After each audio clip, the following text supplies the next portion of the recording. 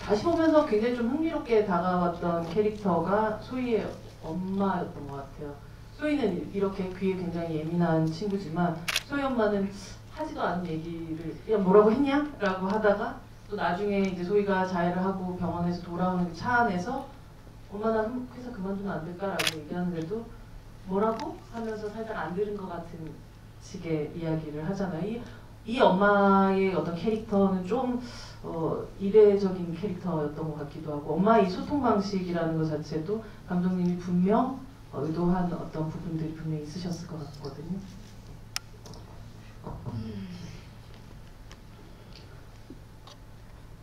우선은 너무 지금 본인의 삶에 지쳐 있고 그냥 봤을 때는 그렇게 탁 티가 나지 않을 수도 있지만 실제로는 굉장히 여유가 없고 그런 분들일 것 같다고 생각했어요. 이 소희의 엄마 아빠의 처지가. 그리고 그래서 무슨 말을 제가 이제 어른들한테 자주 느끼는 것이기도 한데 뭐라고 하면 뭐라고 하고 일단은 대답하는 그런 경우들요. 저도 이제 나이가 들어가면서 저도 그렇더라고요. 일단은 라고 대답 먼저 하고 그래서 당장에 지금 뭘 들었는지 보다는 우선은 그렇게 반응하는 거 이런 모습 어떻게 되었길래 이렇게 반사적으로 일단은 그렇게 할 수밖에 없을까 이런 것도 있었고 저는 그때 이제 어떻게 보면은 많은 분들이 그때 그걸 듣고 얘기를 했더라면 얼마나 좋았을까라고 당연히 생각하실 수도 있지만 그보다는 저한테는 왜 더 얘기를 못했을까 소희가 이런 것들이 아마 쌓였을 거고 적어도 소희는 그런 엄마 아빠가 그렇다는 거를 이해했을 것 같았어요. 그러니까 더 피력하지 못하고 더 말을 하지 못하고 그리고 회사에서 휴가 받았다고 얘기하고 그런 것들이 소희는 그런 엄마 아빠를 이해하고 있을 거다.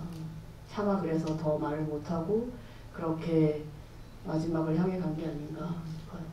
소희는 어떤 마음이었어요?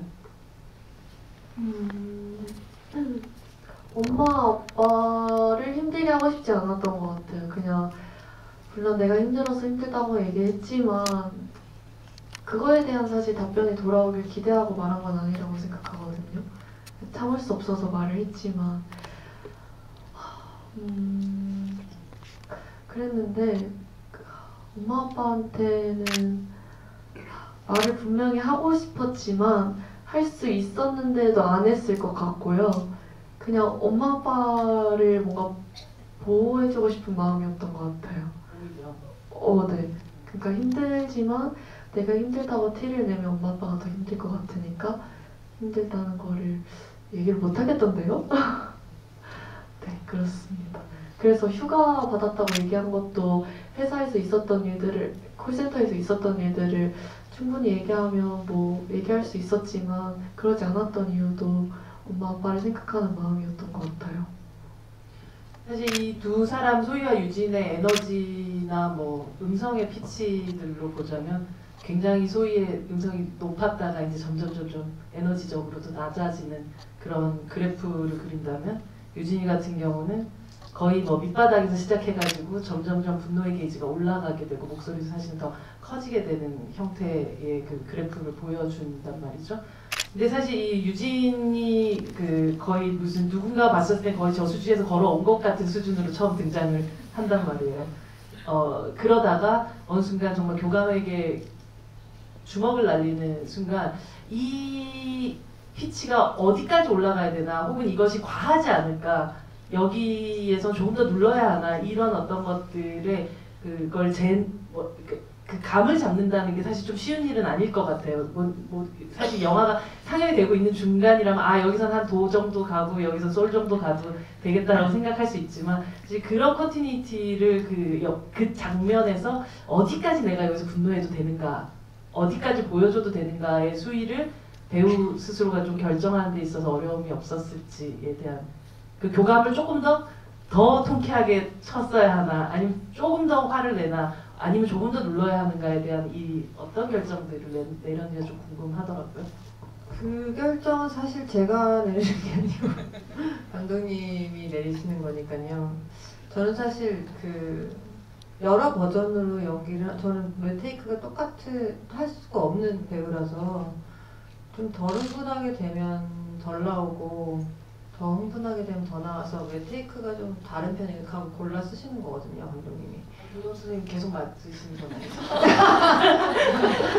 근데 모르겠어요. 그 이제 관객분들이 아 제가 왜 저기서 저렇게 흥분하지? 이게 걱정될까봐 이 톤을 조정하는 것보다는 사실은 저는 그 안에서 이게 잘 보이진 않지만 아, 이런 장면에서 얘가 약간 핀이 나가고 이런 연기를 하긴 했었습니다. 근데 저도 잘 안 보이긴 하더라고요. 영화에서는. 근데 하긴 했어요. 약간 어떤 듣고 있을 때 뭔가 힌트가 나가는 그런 걸 차라리 쌓아두거나 이렇게 약간 힌트를 주는 걸로 하지 내가 여기서 어느 정도만 연기해야지 이런 거는 없었어요. 이 영화에서는 없었던 것 같아요. 어떤 관객들은 사실 막 박수 치면서 그 순간에 되게 통쾌하기도 했지만 실제 아마 그 유진 같은 캐릭터는 내가 주먹을 날렸음에도 불구하고 오히려 그 이유가 더 슬픈 마음이 들지 않았을까 싶기도 했거든요. 네네. 그러니까 그 어떤 분들은 인터뷰 하실 때 질문하실 때 무슨 형사가 오버하는 거 아니냐 무슨 그 주먹을 날린 형사가 어딨냐. 형사는 주먹 아닙니까? 아니 그래서 네. 그래서 한국의 남성 형사들은 거의 주먹에 다리 다 날아가던데요, 그 항상.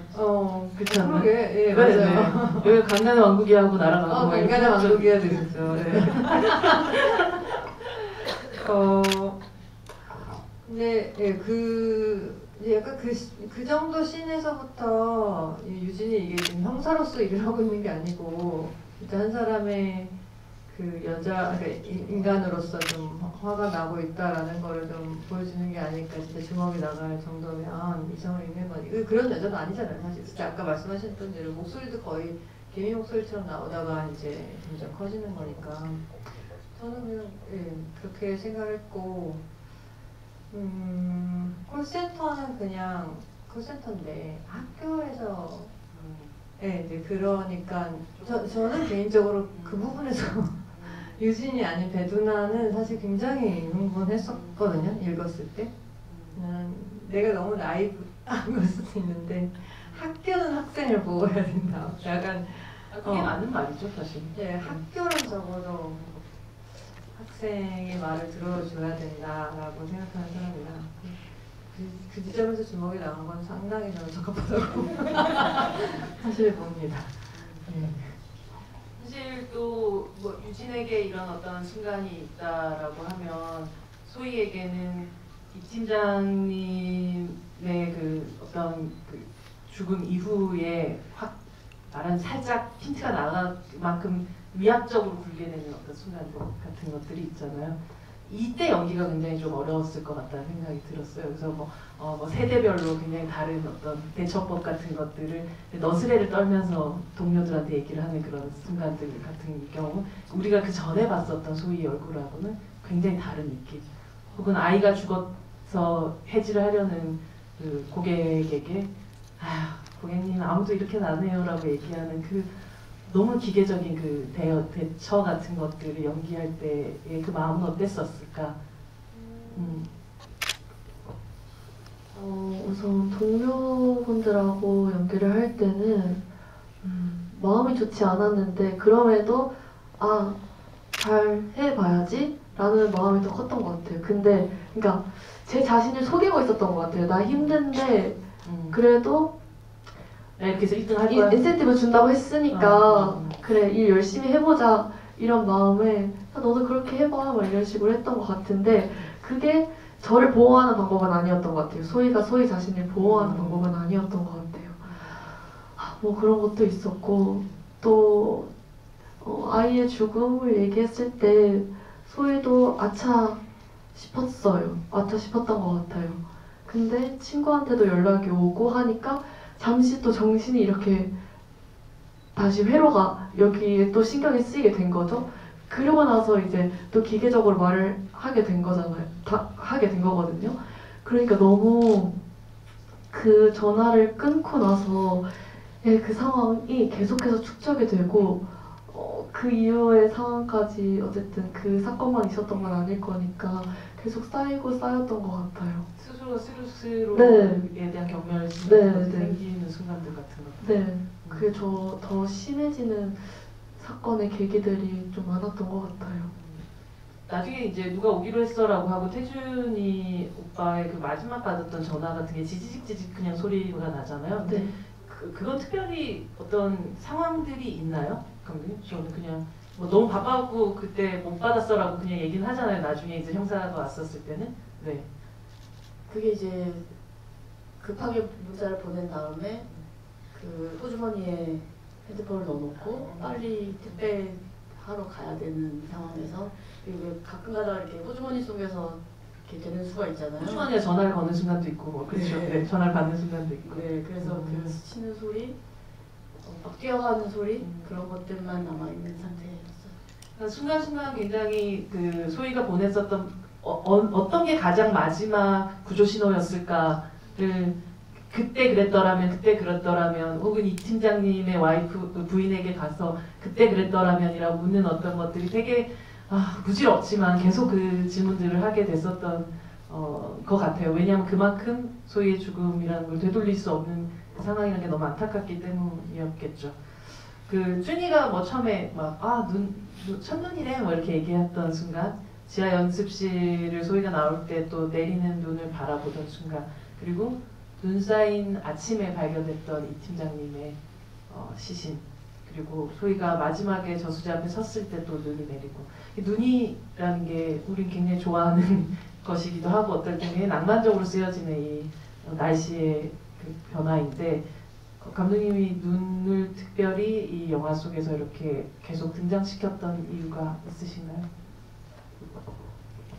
네, 말씀하신 대로 눈은 이제 그런 걸로 자주 우리가 익히 알고 있는 거니까요. 되게 포근하고 아름답고 뭔가 우리를 추운 겨울에 내리지만 감싸주는 것 같고 그런데 그 눈이 녹을 때 되게 눈이 녹을 때 모습은 그냥 비가 내릴 때랑은 완전히 다르잖아요. 눈이 녹을 때는 너무나 더럽고 지저분한 것들이 드러나고 뭔가 그 아래에 있었던 그런 실체들이 다 드러나고 하는 것 같아요. 그런 것처럼 영화에서도 그런 걸 담고 싶었어요. 마치 그래서 눈이 오면 아주 잠깐 위로를 받는 것처럼 느껴지지만 그 다음에는 반드시 비극적인 일이 벌어지는 그런 대목들로 좀 사용했습니다. 두 사람이 같은 공간에서 다른 시간에서 같은 시선과 같은 행동을 하게 되는 그 장면이 바로 슈퍼마켓에서 앉아있어 카스 2병을 시키고 발끝으로 떨어지는 해를 바라보는 그 장면이었어요. 그리고 카메라를 두 사람이 각각 다른 시간에 또 바라보는데 그때 소희가 봤던 거 무엇이었을까, 유진이 봤던 거 무엇이었을까 궁금하더라고요. 마치 관객들을 보라는 듯이 쳐다보긴 하잖아요. 그 장면에서 어쩌면 소희가 마지막으로 본 어떤 것들이었을 것 같거든요. 네. 그때 되게 많은 감정이 들었던 것 같은데요. 딱 그 빛을 봤을 때 이게 나의 구원일 수 있겠나? 라는 생각도 들었거든요. 그 마지막 선택이? 아니요. 그 빛이 나를 따뜻하게 감싸주는 게 아닐까라는 생각은 들었는데 근데 결국엔 그것도 뭔가 엄청 따뜻하게 위로가 되진 않았었거든요. 그랬는데 그래도 뭔가 되게 끌림이 있었던 것 같아요. 그 빛을 한번 따라가 보자라는 생각도 함께 동시에 들었던 것 같기도 하고요. 그렇습니다. 근데 저한텐 엄청 따뜻한 위로가 되진 않았던 것 같아요. 그 너무 소희처럼 너무 소이네요. 아니. 너무 소이라서 소이죠 뭐. 유진이는 그 순간 뭘 보고 있었을까요? 아니 뭘 보여주고 싶었을까요? 그렇군요. 저는 그거는 사실 관객분들이 개개인이 다 알아서 해석하시는 게 다를 것 같아서 그런 부분은 제가 뭘 생각했었는지를 얘기하는 거는 되게 조심스러워요 사실. 그래서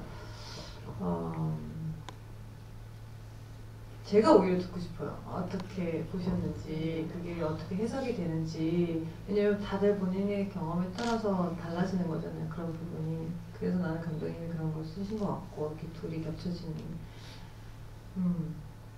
근데 저도 사실은 그때 당시에 굉장히 좀 암담한 그 누구냐 유진 역할이 굉장히 그 암담하고 참 막막하고 진짜 세상 살기 싫은 진짜 너무 모멸감이나 아니면 귀찮음 이런 것들이 그리고 진짜 안쓰러움까지 이제 소희에 대한 여러 가지로다가 되게 힘든 그런 그랬던 감정만 기억이 나요. 그 다음에는 제가 너무 소희의 마음을 다 말한 것 같아서 비밀로 해주세요. 비밀로 여러분들만 들었던 걸로 해요. 소희의 마음을. 네. 이 팀장님 장례식에 소희가 아직 소희한테는 검은색 정장 같은 게 없기 때문에 교복 입고 간 거겠죠? 그렇죠? 검은색 정장도 없는 아이가 소희를 먼저 입게 되는 순간이니까 너무 슬픈 장면이었어요. 저한테는 그 옷이. 근데 이 팀장님의 장례식의 풍경과 달리 소희의 장례식에는 학교 사람들, 회사 사람들, 그리고 동료 사람들이 와 있는 게 되게 당연한 것 같지만 살짝 저는 이게 약간 판타지 같다는 생각도 좀 들었었거든요. 이건 감독님 어떤 바람이 담긴 종객들의 리스트가 아니었을까 싶기도 했습니다.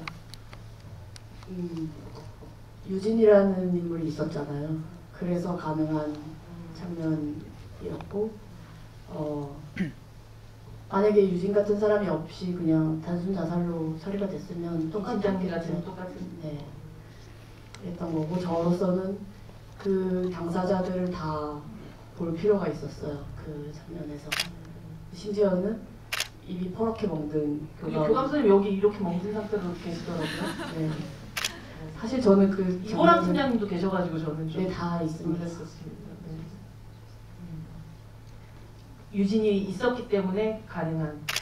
그러니까 여러분들이 아마 다음 소위를 보시고 또 이 이야기들을 계속 나누게 된다면 교육감님도 교육청에서도 노동부에서도 그 자리에 함께 있게 되는 날이 올 거고 더 이상 다음 소위는 나타나지 않는 그런 세상이 될 수 있을 거라고 뭐 바뀌어 나갈 수 있을 거라고 조금은 아까 유진의 한 발짝이 조금의 변화를 만들었듯이 이 영화가 그렇게 되지 않을까 싶은 바람을 가지고 있습니다. 여러분들 아까 이제 배두나 배우도 여러분들이 어떻게 보셨는지가 또 궁금하다는 말씀하셨는데 뭐 어떤 소감도 괜찮고요. 여러분들도 저희가 또 미처 하지 못한 질문 몇 개 정도를 한 2개 정도 받을 수 있지 않을까 싶긴 하네요. 네, 손 들어 주십시오.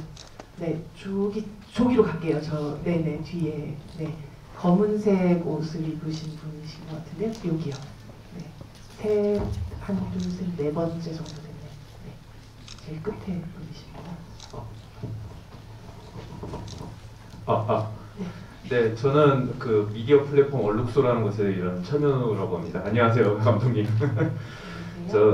제가 보면서 되게 놀랐던 게 뭐냐면은 이 영화가 진짜 엄청 그러니까 현실 그 사건이 있었는데 그 사건을 진짜 집착적으로 따라갔다는 점이에요. 막 눈 오는 날부터 해가지고 2016년 그거 하반기 겨울 때부터 막 이런 계절부터 전부 다. 근데 제가 궁금한 게 2개가 있더라고. 몇 개가 판타지고 몇 개는 픽션이고 몇 개는 사실인 건 알겠는데 그 숫자 언급하는 것 중에 이제 배두나 배우님이 그 이제 오유진 경감을 연기하면서 670명이 총원이고 629명이 퇴사를 하고 617명이 입사를 했다라는 표현이 있는데 이 표현 같은 경우도 사실인가요? 네. 사실을 기반으로 한 건지 궁금합니다. 근데 정확히 사실에 있는 숫자입니다.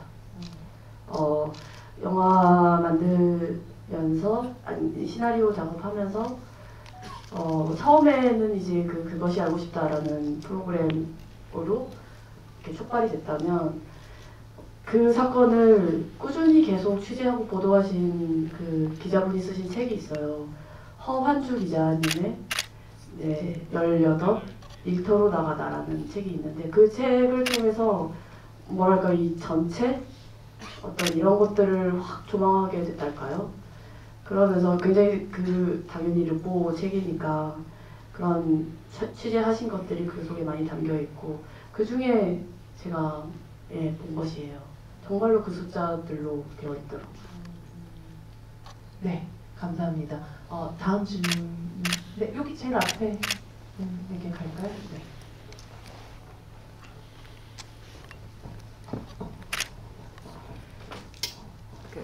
제목에서부터 보듯이 다음 소리는 없어야 된다는 마음으로 만들어주신 영화잖아요. 그래서 영화를 보면서 정말 중요한 말, 진짜 해야 될 말들은 아무도 안 하고 있는 와중에 그나마 유진이 해주어서 그런 저희들 저희 위로라고 해야 될지 모르겠지만 그런 것도 받았는데 태준이 다음 소희가 될 수도 있었다는 느낌을 받았는데 유진이 그렇게 밥을 먹으면서 그 말을 해줘서 그 부분이 우리에게 감독님이 내려주는 앞으로 나아갈게 이런 진심 어린 말 한마디나 이런 정말 괜찮냐고 물어볼 수 있는 그런 마음 그런 걸 말씀해 주신 것 같아서 영화 보면서 참 감사하다는 마음 들었고요. 그리고 배두나 배우님께서 이렇게 사인을 2번 하는 장면이 있잖아요. 근데 그 글씨를 쓰는 그것도 첫 번째와 그 마지막이 다르다는 느낌을 많이 받았거든요. 그래서 이게 제가 그렇게 본 게 맞는지 감독님께서 따로 이렇게 말씀해 주신 건지 궁금합니다. 네.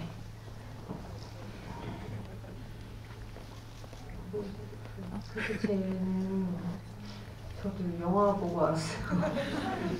진짜 그제 영화 처음 봤는데 처음에 저렇게 갈게 썼다는 것도 사실 잘 인지하지 못했고 특별한 디렉션이 있지 않았던 것 같아요. 2번째 씬도 같은 날 찍었거든요. 그거 2개 다. 2 영화실. 영화실을 진짜 영화실에서 찍었기 때문에 제가 세트가 아니어서 하루 만에 했어요. 근데 2번째 씬은 그렇게 제가 꼭 눌렀었는지도 그것도 디렉션이 없어요. 네, 그냥 그렇게 된 거예요. 근데 그 유진의 마음을 대변해 주는 것 같아서 그런 것 같아요. 조금 더 존중을 담아서 하게 된 것이 아닐까. 네, 그렇게 됐네요. 네. 극단적으로 다른 어떤 마음의 상태를 하루에 다 연기를 하셨다니 배우란 정말 극한 직업입니다. 이 정도는 아닙니다. 네, 이 정도 배우는 그래도 좋은 직업입니다. 감사히 일하고 있습니다. 네, 다음 질문 가겠습니다. 이쪽에 지금 오렌지색 모자 비님 쓰시죠. 안녕하세요. 감독님 그리고 배우님 2분 정말 사랑합니다. 쑥스러운 사람들. 감독님께서는 늘 저의 이야기를 대신 해주신다는 느낌이 있어서 정말 감사드려요. 제가 드리고 싶은 질문은 다음 소리를 보고 있다 보면 감독님의 전작의 흔적을 느낄 수가 있는데 일단 떨리네요. 유진이라는 이름은 2008년에 만드셨던 단편에 등장하는 유진과 이름이 동일하고요. 그리고 유진의 신분증에 들어가 있는 증명사진은 코리아의 영남의 것과 같아요. 그 의도를 알고 싶습니다. 그것이 알고 싶습니다. 네, 감독님? 제가 진짜 무슨 거창하게 유니버스를 만들겠다고 그런 건 절대로 아니고요. 그냥 안 찍은 것뿐이라는 배두나 배우의 증언이 있습니다만 너무 사실 제가 좋아해요. 아, 네. 네. 뭐 그렇다면 뭐 거의 간직하고 있다가 네. 아무도 모를 거라고 생각하고 꺼냈는데 세상에 그런 게 어디 있겠어요. 현장을 갔더니 그게 있었어요. 네, 그래서 이거 이영남 아니에요? 저는 막 손이 발발 떨리는데 몰입이 안 되고 이거 들었지? 감독이 만져오셨더라고요. 유진이란 이름에 대한 애착은 그러니까 솔직히 말씀드리면 이영남으로 할까도 생각을 안 한 건 아닙니다. 히차 돌림은 그거는 완전히 우연이에요. 아. 진짜로 우연이고요. 유진은 실제 제 경찰을 하는 친구 이름이 유진이기도 하고요. 이때 되게 이름에 뭔가가 되게 게다가 제목을 이름으로 그렇죠. 이제 삼으니까 더욱이나 이름에 의미가 많이 있을 거라고도 생각하시겠지만 진짜 아무 별 생각이 없어요. 의외로 많은 감독님들이 이름 짓는 걸 제일 고역으로 생각하시는 분들을 제가 많이 뵀어요. 근데 항상 관객이나 뭐 저도 마찬가지지만 꼭 이름에 뭔가 뜻이 있을 것 같은 그런 그 뜻이 있어야만 될 것 같은 그런 마음이 들지만 네 감독님은 그냥 유진이라는 친구가 있으십니다. 마지막으로 한 분 정도 더 질문 받을 수 있을 것 같은데 이 가운데로 가겠습니다. 네 분홍색 네 입으신 분들은 굉장히 좀 공평하게 그래도 가보려고 노력했습니다. 안녕하세요. 네. 그러니까 저는 사실 소희처럼 그렇게 특성화 나와서 일을 하고 진짜로 임금에 대해서 문제도 있었고 그래서 좀 소희에 대해서 시점에 많이 공감하면서 영화를 잘 봤습니다. 그래서 저는 초반에 눈이라는 게 아까 감독님께서 말씀을 해주셨지만 제가 소희의 입장에서 생각을 했을 때는 눈은 약간 희망이라고 생각을 했어요. 처음에는 소희가 눈을 맞고 두 번째에서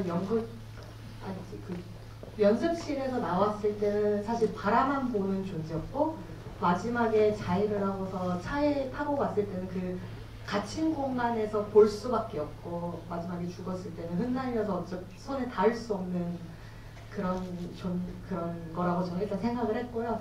그러면서 약간 소희를 바라본 때 카메라랑 이제 너무 떨리네요 지금. 배두나 배우님 바라볼 때 촬영 기법이 어떻게 보면 소희가 좀 더 흔들리는 무빙이 좀 많았는데 이거는 이제 소희의 시점을 반영한 건지 그게 궁금합니다. 감독님?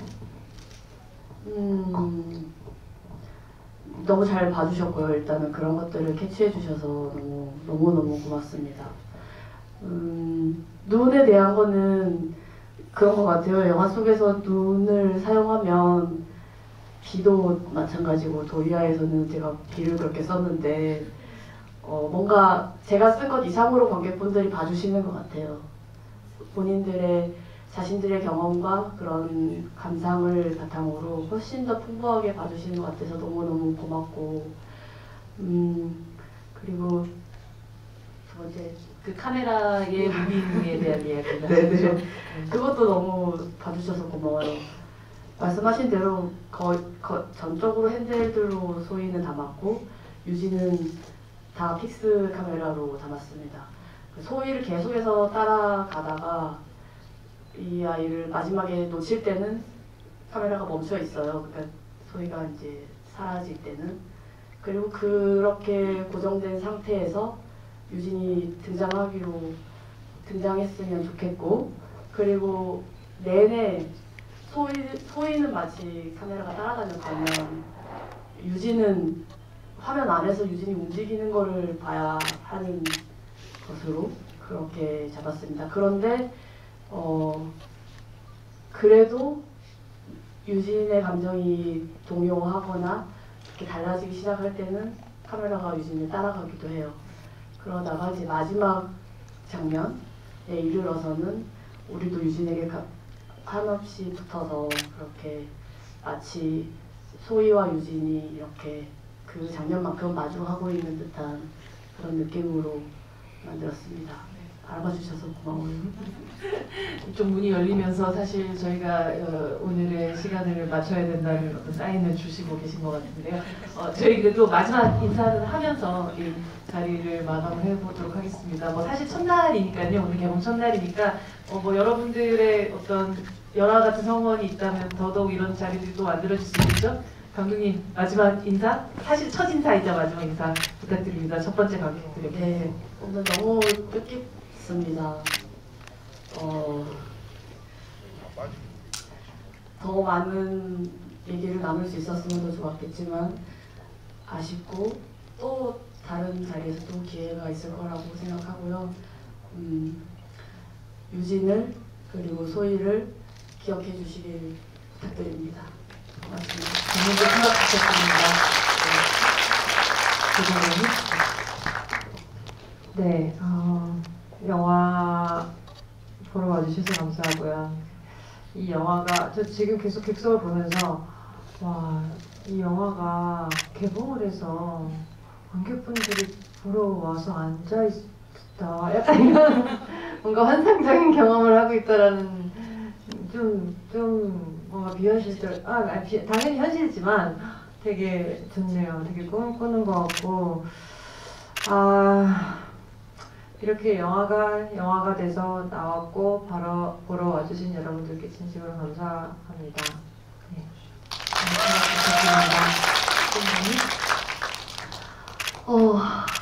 제가 개봉을 한 것도 처음이고 이래서 되게 많이 떨리고 긴장도 했는데요.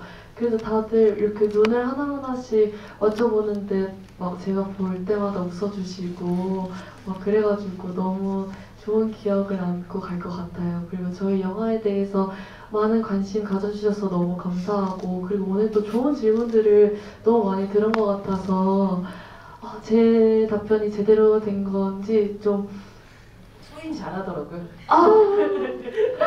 좀 그렇긴 한데 아까 제가 비밀로 해달라고 한 거 진짜 비밀로 해주셔야 돼요. 오늘 이렇게 다운 소희 늦은 시간인데도 끝까지 함께 해주셔서 너무 감사합니다. 또 좋은 기회가 있으면 또 뵀으면 좋겠습니다. 감사합니다. 네, 오늘 늦은 시간까지 함께 해주신 관객 여러분 너무 감사드립니다. 안전하게 댁으로 돌아가시기 바랍니다. 네, 좋은 밤 되세요. 감사합니다.